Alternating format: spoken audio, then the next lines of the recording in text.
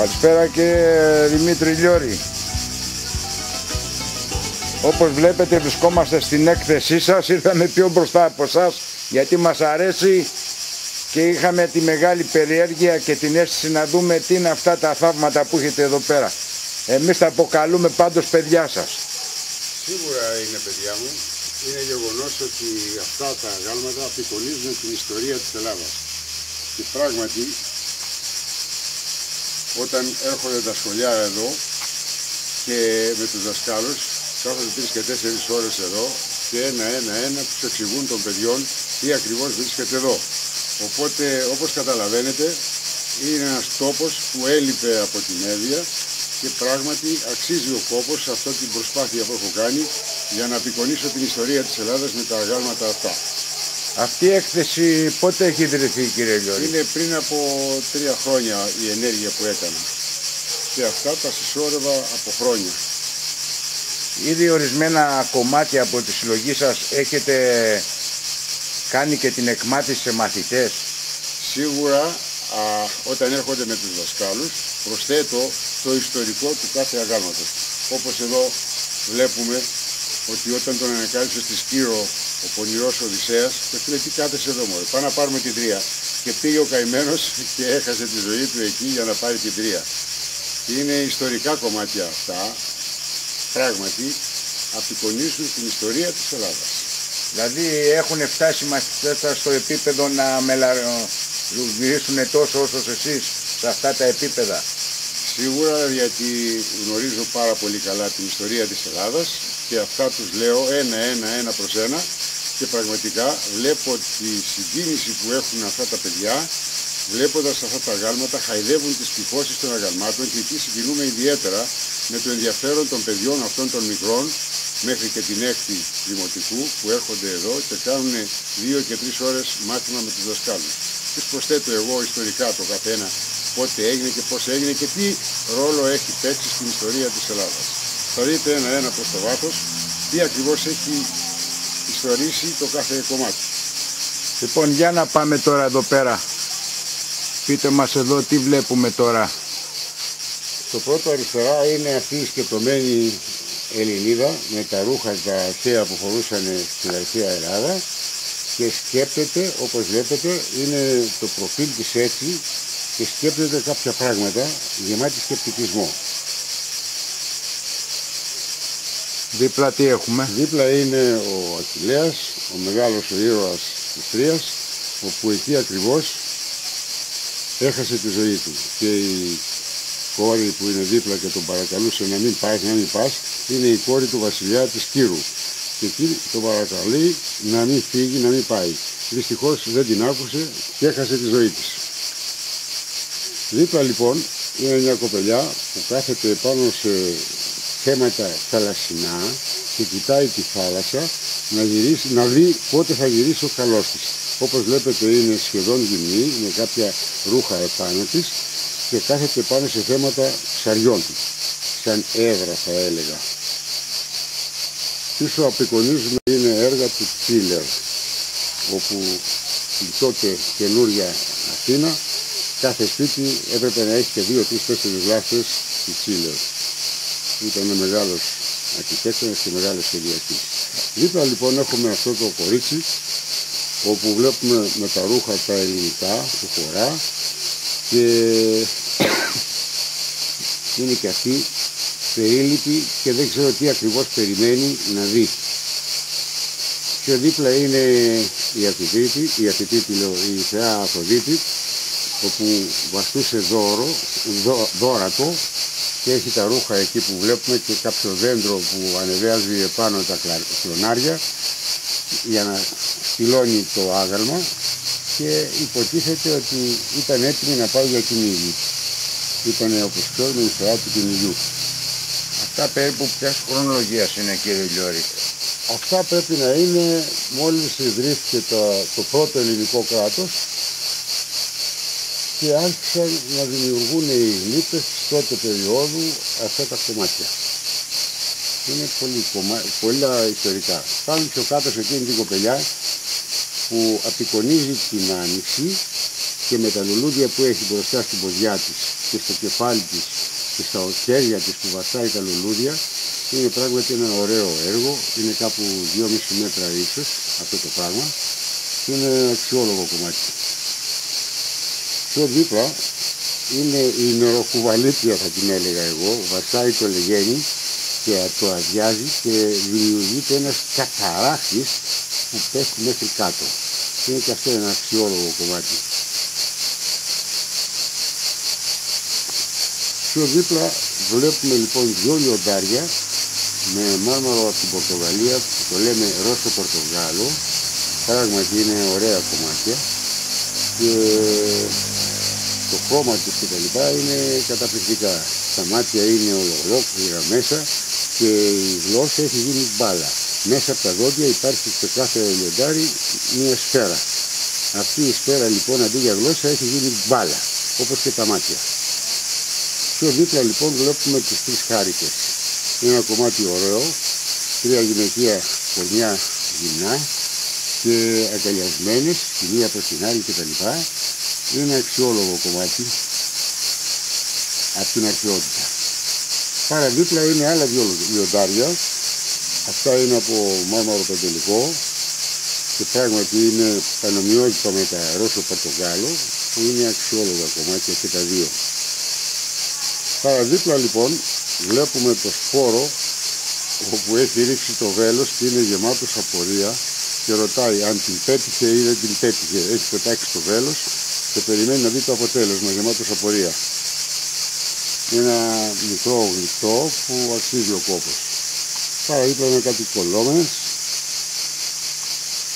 και παραδίπλα είναι ο ήρωας της ελληνικής μυθολογίας, όπου με τη σφεντόνα που έχει στον ώμο του και τη δέπρα που κρατάει στο δεξί του χέρι γονάτισε το Γολιάθ με αυτή τη σφεντόνα που έχει κάνει με το ελάστικο που έχει αυτό και έχει γκρεμίσει το Γολιάθ έναν άντρα 2,5 μέτρα ύψος και τον κατακρεούργησε αυτός ο πιτσιρικάς. Εδώ δίπλα τι βλέπουμε? Δίπλα είναι κεφαλοκόλωνα από αυτές τις κολόνες που βλέπουμε εξαπλωμένες κάτω και πιο δίπλα από εδώ είναι τα κεφαλοκόλωνα αυτών των κολονών που είναι κορινθιακού ρυθμού και είναι αξιόλογο έργο γιατί αυτά τα κεφαλοκόλωνα έχουν πάρα πολύ δουλειά για να γίνουν όλα αυτά τα πράγματα. Έχω το άλλο το τέταρτο κομμάτι, το έχω μέσα και δίπλα πάλι οι κολόνες αυτονών που είναι εξαπλωμένες κάτω, είναι οι ελληνιστικές κολόνες που βγαίνουν σφυρικά και καταλήγουν στη βάση και στην κεφαλοκόλωνο. Και δίπλα υπάρχει άλλο ένα κεφαλοκόλωνο από αυτές τις κολόνες μεγάλες και εκεί στο τέλος υπάρχει ένα ιστορικό έργο όπου η Ήρα πληροφορήθηκε ότι αυτή η κοπέλα είχε συνάψει ερωτική σχέση με το Δία και την καταράστηκε να γίνει δέντρο. Η πλάτη της όλη είναι σαν να είναι κεντυμένη και την παρακαλάει ο Χλώης να μην γίνει δέντρο και δυστυχώς δεν εισακούστηκε η προσοχή του να μην γίνει δέντρο, αλλά την καταράστηκε η Ήρα να γίνει δέντρο και την ώρα που μετασχηματίζεται από άνθρωπος να γίνει δέντρο είναι αυτό το κομμάτι, ας πούμε, που είναι ιστορικό από τη μυθολογία μας της αρχαίας Ελλάδας. Είναι γεγονός ότι συγκινούμε όταν βλέπω τα παιδιά να χαϊδεύουν αυτές τις τυχώσεις του κομματιού αυτού και τους κάνει εντύπωση όπου μετασχηματίζεται η Δάφνη σε δέντρο και ο Χλώης να την παρακαλάει να μην γίνει δέντρο. Είναι ωραίο κομμάτι. Αυτό τώρα το εκθεσιακό εδώ πέρα μουσείο, το χώρο δεν τον έχετε εκθέσει κάπου έτσι προς... Αυτή τη στιγμή, την περασμένη εβδομάδα, πώς την είπαμε τη χώρα αυτή που πήρα το δεύτερο βραβείο, μου έδωσαν το δεύτερο βραβείο, το Kentdown. Και πράγματι μια αμοιβή που είναι αξιόλογη, επιβράβευσαν με $26,000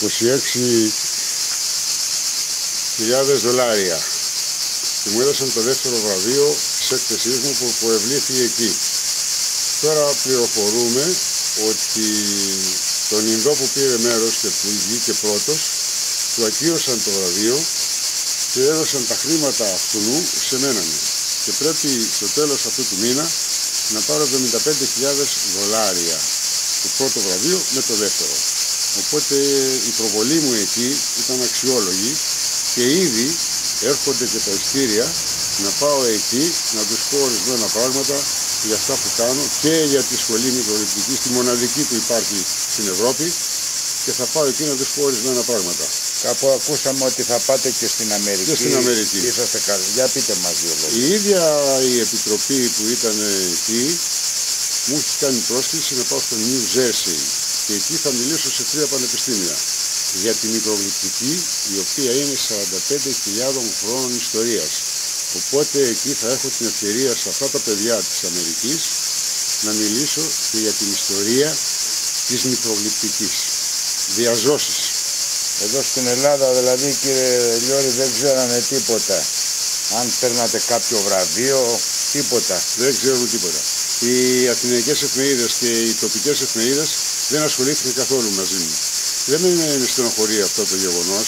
Εγώ έχω βάλει ένα στόχο από το Σεπτέμβρη με τις ευλογίες της καινούργιας Δημάρχου να ξαναξεκινήσω τα μαθήματα μικρογλυπτικής και έχω ένα υλικό από το Λύκειο και το Γυμνάσιο, απεριάριθμα παιδιά με μεγάλο ταλέντο, και θα συνεχίσω να διδάσκω αυτήν την τέχνη των 45.000 χρόνων, να γίνουν κτήμα αυτών των παιδιών, να μπορέσουν να κερδίσουν τη ζωή τους, σαν επάγγελμα πια. Λοιπόν, να σας ευχαριστήσουμε, κύριε Λιώρη. Αν θέλετε να προσθέσετε τίποτα άλλο προς το Υπουργείο Πολιτισμού, θέλετε να πείτε κάποιο μήνυμα, κάτι? Έχω κάνει πολλές παρεμβάσεις στον πρώην Υπουργό Πολιτισμού. Έχω βρεθεί 2 και 3 φορές εδώ. Με έχει χτυπήσει στην πλάτη αξιόλογα έργα που έβγαζα των μαθητών μου. Αλλά ο πρώην Δήμαρχος του είχε πει περισμένα πράγματα.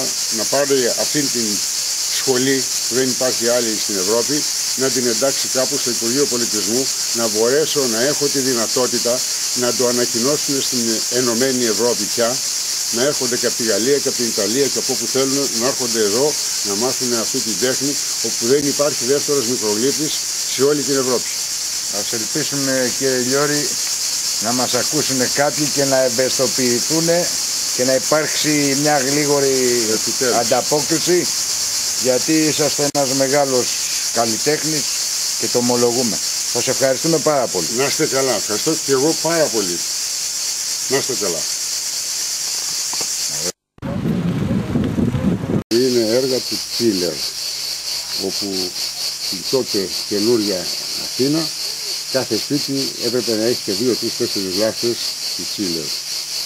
Ήταν μεγάλος αρχιτέκτονας και μεγάλος σχεδιαστής. Δίπλα λοιπόν έχουμε αυτό το κορίτσι, όπου βλέπουμε με τα ρούχα τα ελληνικά που φορά, και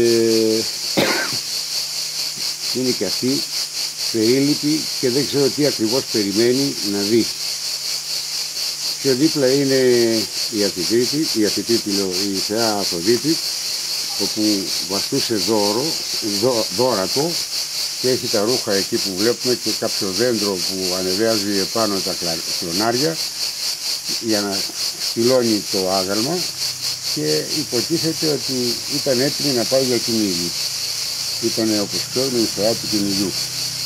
Αυτά περίπου ποιας χρονολογίας είναι, κύριε Λιώρη? Αυτά πρέπει να είναι μόλις ιδρύθηκε το πρώτο ελληνικό κράτος και άρχισαν να δημιουργούν οι γλύπτες τότε περίοδου αυτά τα κομμάτια.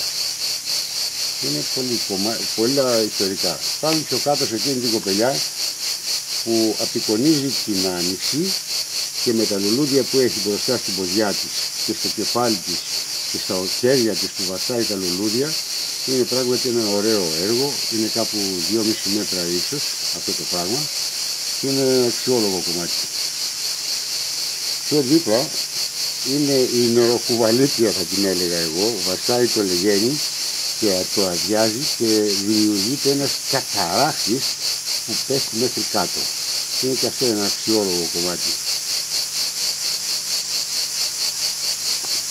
Πιο δίπλα βλέπουμε λοιπόν 2 λιοντάρια με μάρμαρο από την Πορτογαλία, που το λέμε Ρώσο Πορτογάλο, πράγματι είναι ωραία κομμάτια και το χρώμα τους και τα λοιπά είναι καταπληκτικά. Τα μάτια είναι ολόκληρα μέσα και η γλώσσα έχει γίνει μπάλα. Μέσα από τα δόντια υπάρχει σε κάθε λιοντάρι μια σφαίρα. Αυτή η σφαίρα λοιπόν αντί για γλώσσα έχει γίνει μπάλα, όπως και τα μάτια. Πιο δίπλα λοιπόν βλέπουμε τις τρεις χάρικες. Είναι ένα κομμάτι ωραίο, τρία γυναικεία κορμιά γυμνά και αγκαλιασμένες, τη μία προς την άλλη κτλ. Είναι αξιόλογο κομμάτι από την αρχαιότητα. Παραδίπλα είναι άλλα δύο λιοντάρια. Αυτά είναι από μάρμαρο πεντελικό και πράγματι είναι πανομοιότυπα με τα Ρώσο Πορτογάλο, που είναι αξιόλογα κομμάτια και τα δύο. Παραδίπλα λοιπόν βλέπουμε το σπόρο όπου έχει ρίξει το βέλος και είναι γεμάτος απορία και ρωτάει αν την πέτυχε ή δεν την πέτυχε. Έχει πετάξει το βέλος και περιμένει να δει το αποτέλεσμα, γεμάτος απορία. Ένα μικρό γλυκό που αξίζει ο κόπος. Παραδίπλα είναι κάτι κολόμες και παραδίπλα είναι ο ήρωας της ελληνικής μυθολογίας, όπου με τη σφεντόνα που έχει στον ώμο του και τη δέντρα που κρατάει στο δεξί του χέρι γονάτισε το Γολιάθ με αυτή τη σφεντόνα που έχει κάνει με το ελάστιχο που έχει αυτό και έχει γκρεμίσει το Γολιάθ έναν άντρα 2,5 μέτρα ύψος και τον κατακρεούργησε αυτός ο πιτσιρικάς.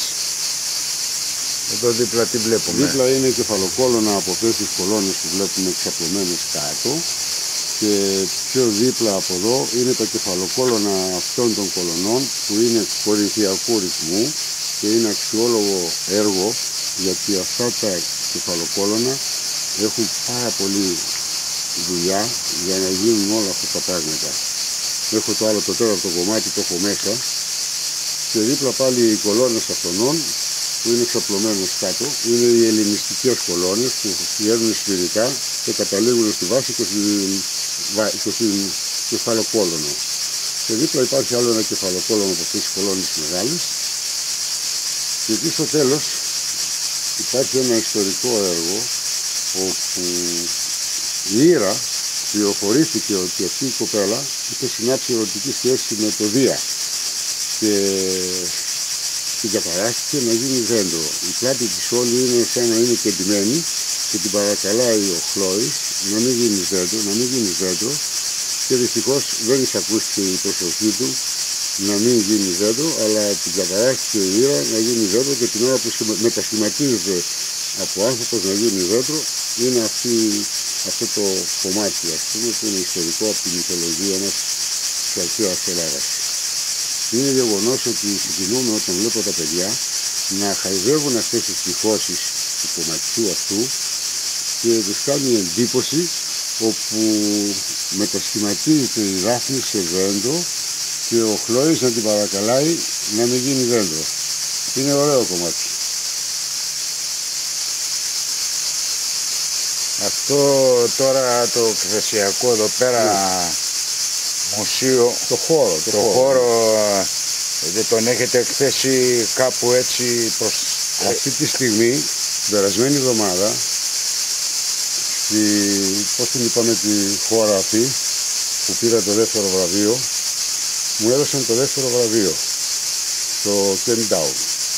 Και πράγματι μια αμοιβή που είναι αξιόλογη, επιβράβευσαν με $26,000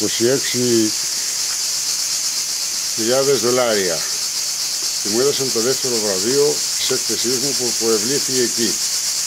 Τώρα πληροφορούμε ότι τον Ινδό που πήρε μέρος και που βγήκε πρώτος του ακύρωσαν το βραβείο και έδωσαν τα χρήματα αυτού σε μένα. Και πρέπει στο τέλος αυτού του μήνα να πάρω $75,000 το πρώτο βραβείο με το δεύτερο. Οπότε η προβολή μου εκεί ήταν αξιόλογη και ήδη έρχονται και τα ειστήρια να πάω εκεί να τους πω ορισμένα πράγματα για αυτά που κάνω και για τη σχολή μικροληπτική, τη μοναδική που υπάρχει στην Ευρώπη, και θα πάω εκεί να τους πω ορισμένα πράγματα. Κάπου ακούσαμε ότι θα πάτε και στην Αμερική. Και στην Αμερική. Είσαστε καλοί. Για πείτε μας δύο λόγια. Η ίδια η επιτροπή που ήταν εκεί μου έχει κάνει πρόσκληση να πάω στο New Jersey και εκεί θα μιλήσω σε 3 πανεπιστήμια για τη μικρογλυπτική, η οποία είναι 45.000 χρόνων ιστορίας. Οπότε εκεί θα έχω την ευκαιρία σε αυτά τα παιδιά της Αμερικής να μιλήσω και για την ιστορία της μικρογλυπτικής. Διαζώσεις. Εδώ στην Ελλάδα δηλαδή, κύριε Λιώρη, δεν ξέρανε τίποτα. Αν παίρνατε κάποιο βραβείο, τίποτα. Δεν ξέρουν τίποτα. Οι αθηναϊκές εφημερίδες και οι τοπικές εφημερίδες δεν ασχολήθηκαν καθόλου μαζί μου. Δεν με στενοχωρεί αυτό το γεγονός. Εγώ έχω βάλει ένα στόχο από το Σεπτέμβρη με τις ευλογίες της καινούργιας Δημάρχου να ξαναξεκινήσω τα μαθήματα μικρογλυπτικής και έχω ένα υλικό από το Λύκειο και το Γυμνάσιο, απεριάριθμα παιδιά με μεγάλο ταλέντο, και θα συνεχίσω να διδάσκω αυτή την τέχνη των 45.000 χρόνων, να γίνουν κτήμα αυτών των παιδιών, να μπορέσουν να κερδίσουν τη ζωή τους, σαν επάγγελμα πια. Λοιπόν, να σας ευχαριστήσουμε, κύριε Λιώρη. Αν θέλετε να προσθέσετε τίποτα άλλο προς το Υπουργείο Πολιτισμού, θέλετε να πείτε κάποιο μήνυμα, κάτι? Έχω κάνει πολλές παρεμβάσεις στον πρώην Υπουργό Πολιτισμού. Έχω βρεθεί 2 και 3 φορές εδώ. Με έχει χτυπήσει στην πλάτη αξιόλογα έργα που έβγαζα των μαθητών μου. Αλλά ο πρώην Δήμαρχος που είχε πει περισμένα πράγματα, να πάρει αυτήν την σχολή που δεν υπάρχει άλλη στην Ευρώπη, να την εντάξει κάπου στο Υπουργείο Πολιτισμού, να μπορέσω να έχω τη δυνατότητα να το ανακοινώσουν στην Ενωμένη Ευρώπη πια, να έρχονται και από τη Γαλλία και από την Ιταλία και από όπου θέλουν να έρχονται εδώ να μάθουν αυτή την τέχνη, όπου δεν υπάρχει δεύτερος μικρογλύπτης σε όλη την Ευρώπη. Ας ελπίσουμε, κύριε Λιώρη, να μας ακούσουν κάποιοι και να ευαισθητοποιηθούν και να υπάρξει μια γλίγορη ανταπόκριση, γιατί είσαστε ένας μεγάλος καλλιτέχνης και το ομολογούμε. Σας ευχαριστούμε πάρα πολύ. Να είστε καλά. Ευχαριστώ και εγώ πάρα πολύ. Να είστε καλά.